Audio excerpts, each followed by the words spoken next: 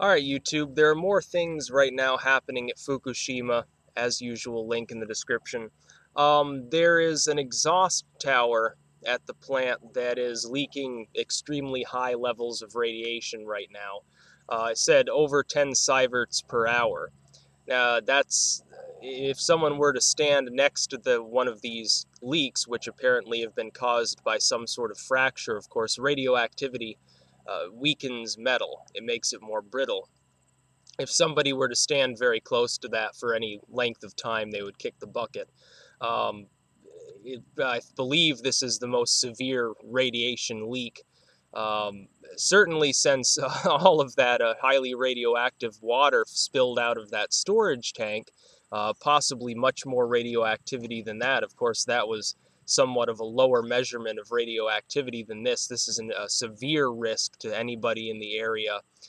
They said they're going to have a press conference on it later. But there's more happening right now too at this plant. The one thing being that Arnie Gunderson and some others are saying that because of the instability of the soil at this site, the entire site could essentially slough off into the ocean. It could literally the ground, because it's so inundated. And you've got to understand the water table isn't far below the soil surface anyway. The entire area could simply start sliding into the ocean, which would be the worst scenario possible. Well, actually, that wouldn't be the worst scenario. Actually, if it goes into the ocean, it's going to contaminate the Pacific and screw it up for years. But at least if it did that, presumably it wouldn't go atmospheric, so it would harm the water, but it wouldn't. There wouldn't be much radioactive ash going up into the atmosphere and thus blanketing the entire northern hemisphere. So actually, it could be a blessing in disguise if that were to happen. Still no word on where the corium is. These three melted blobs of nuclear fuel. Uh, Still not sure. The people at TEPCO swear that the corium is still inside the reactor, essentially has spread out evenly across the floor, making a layer of nuclear material. Others have said that the radiation readings within the reactor and from the water coming out of the reactor make it more likely that they've actually sunk below that level, and that they're somewhere in the ground right now, affecting the groundwater. And because of the dishonesty of TEPCO and because of the dishonesty of the people that are managing this situation, not the workers, but the people that are in charge of overseeing the workers, you can't really trust any. I mean, they said you can't trust anything that they're saying. They said, well, we measured this water during the typhoon, and it was, not that much more radioactive than rainwater. So we just dumped 1,100 tons or whatever it was into the ocean. Like they were going around in the middle of this tropical storm, individually testing each of these areas that were flooding before they pumped it into the ocean. I think not. Um, the whole situation is just a huge clusterfuck. Nobody has a clue what's going on. They say that they think they know where the coriums are. They don't. Now there's this exhaust tower that's got cracks in it and is releasing extremely high doses of radiation. This is an acute killing dose of radiation. Literally, if you were to stand next to it for a couple minutes, you'd have cancer probably already. This is like demon core level release of radiation. And once again, it's on alternative news, yes. It's ENE News and a few other sites are talking about it. The mainstream media is too focused on this, Navy shipyard shooting or whatever it is. Of course, I would argue that the death toll or the total number of people injured and sickened by the Fukushima plant is already well in excess of any mass shooting event we've had anytime recently. You've got all these kids with thyroid cancer, and the Japanese government says, "Oh no, it's not due to Fukushima. The level just happened to increase, 18 times for no apparent reason whatsoever. It was just faulty statistics." You've got people on the west coast of the United States. You've got these nuclear the monitoring sites are upping the amount that's considered an acceptable dose of radiation. It's just coincidentally after Fukushima happens to, have its first meltdown, which could be the first of many, depending on the situation. It all is completely fishy. And then the city gets the Olympics. Well, Tokyo gets the Olympics, not Fukushima. You have to wonder if someone greased the wheels and paid these people off at the Olympic Committee. Well, here's, we really want to remake the image of nuclear power, so here's $10 million for each of you, give it to Tokyo and we won't have a problem. The whole situation is just spiraling out of control, and as I've said before, it could be that nothing major happens. That, well, something major is happening every day. There's still 300 tons of radioactive water going into the ocean every day. There are still numerous leaks at the site. They still don't know where the corium is, but there hasn't been another meltdown. And it could be that this lower level of problematic happenings will continue to occur for many years or decades, and it will never melt down again. It's quite possible that that will happen.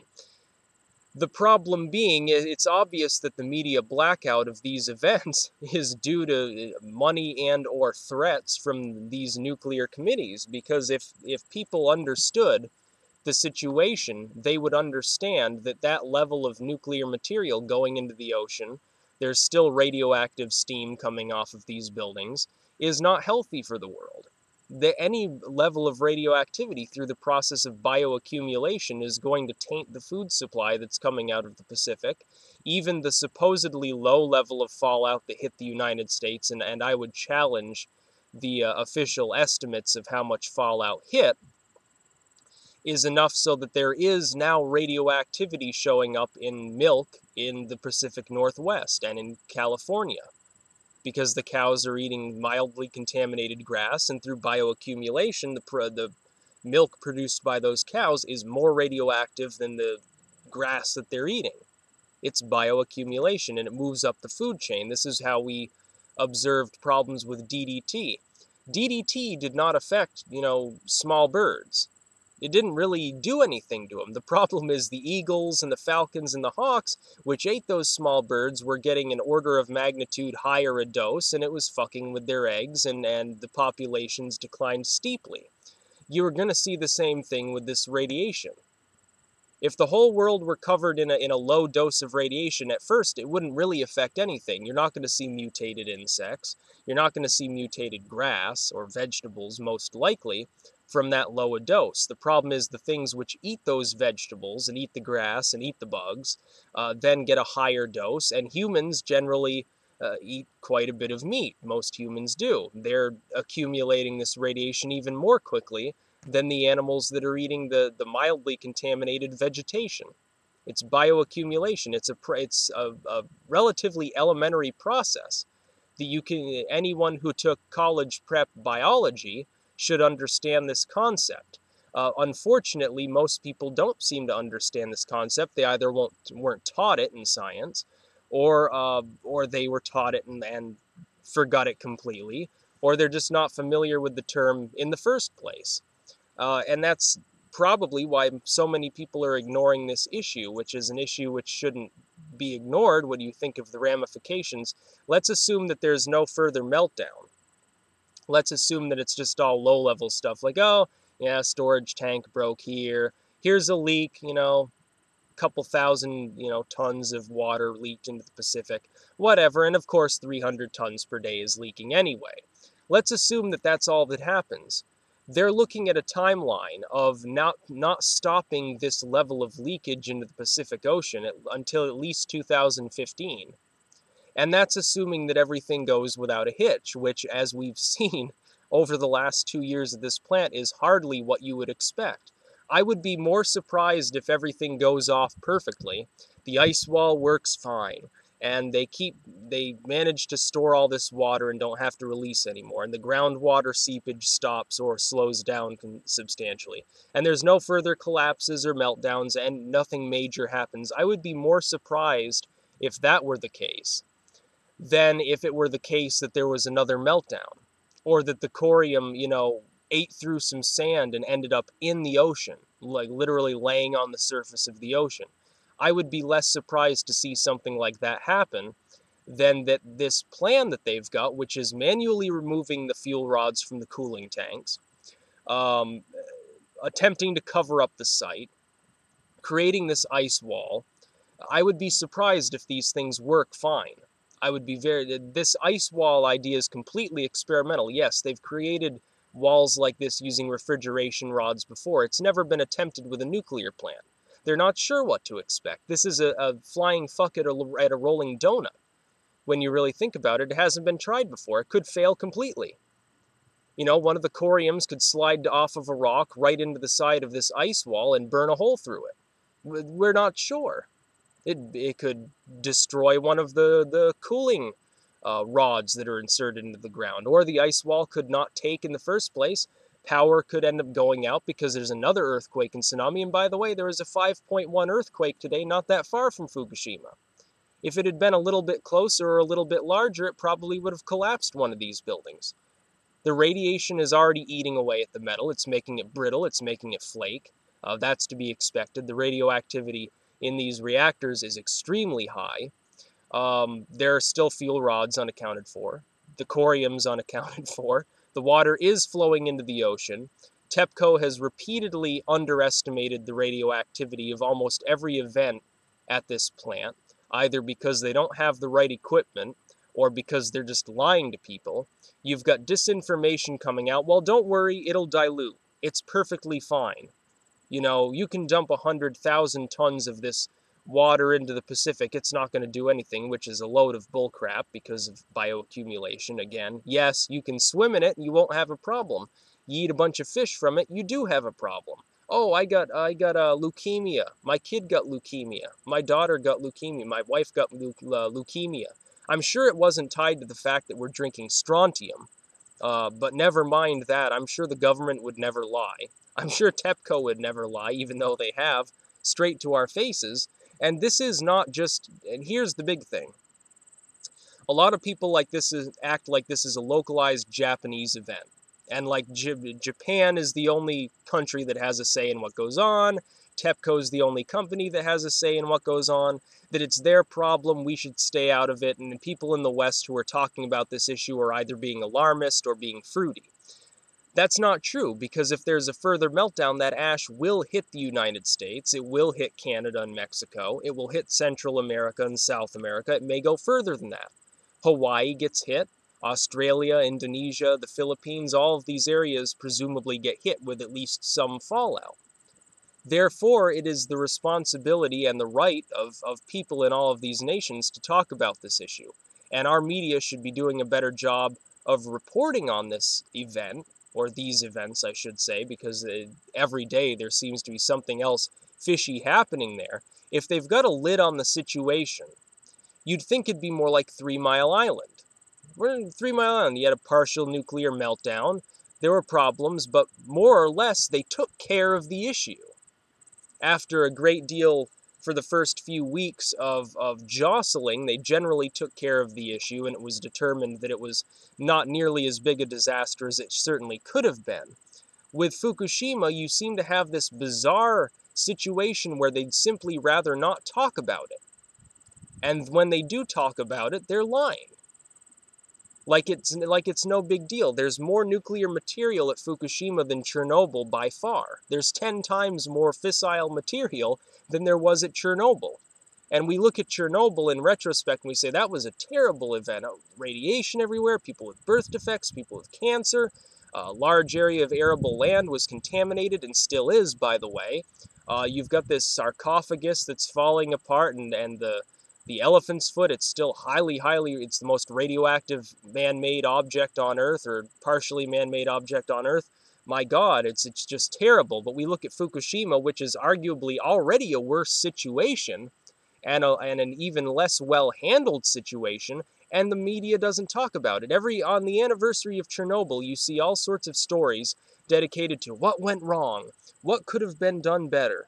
The aftermath of Chernobyl, birth defects, X times higher. And we get this from the media, the mainstream media too. You see it on CNN and Fox and all of these other sites on the anniversary of Chernobyl. They talk about it. Fukushima, on the anniversary of Fukushima, what do you see? One little op-ed that says, don't worry, folks, it's being diluted by the ocean. And that's all you see. And again, someone pointed out to me, well, Greenpeace has run a bunch of stories on Fukushima. Yeah, but where are they in the media? What, Greenpeace puts them on their site and expects that to do anything? They should be talking to the media. If this is such an extremely important issue with so much radiation entering the ocean, you'd think they'd raise a little bit more of a fuss. But these environmentalist groups have a stiffy for nuclear power. They still think it's clean. They still think it's safe.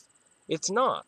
Look up list of nuclear incidents in the United States and you'll see dozens and dozens of situations where there have already been leaks, explosions, cores accidentally went critical, people were exposed to life-threatening levels of radiation, people died. And that's just the United States. Look at all the incidents in Japan. There have been incidences in France, Russia, all over the world. And nobody's talking about this. Fukushima is already either number one or at the least number two behind Chernobyl, a major event. It hit level 7. There have been several level 3 incidences since then, and nobody's saying a word. It makes no sense. You have to wonder if the American media just talks about Chernobyl because, oh, it was in Russia and they were our enemies at the time, so let's make big of that. But 3 Mile Island and Fukushima, oh, those don't matter because X, Y, and Z. It's ridiculous. It's good. People are ignoring it. Syria has gone out of the news. As soon as Syria went out, this naval shipyard bullshit went in, and everyone's all hyper-partisan about that. Well, was he... the Republican sites say, well, he was an Obama fan, haha, I guess this just proves how violent they are. And the left-wing sites talk about, oh, this is why we need more gun control, and we should ban the AR-15 and all these other guns. And it's just a melting pot of bullshit. All it is nonsense. It doesn't matter. The shooting's already over. The shooter's dead. The issue can be let rest. There's something more sinister boiling away in the waters of Japan right now that nobody's talking about. They're completely delusional if they don't understand that this could turn into a much worse event at any given time. All it takes is an earthquake. All it takes is one more big earthquake and that site is gone.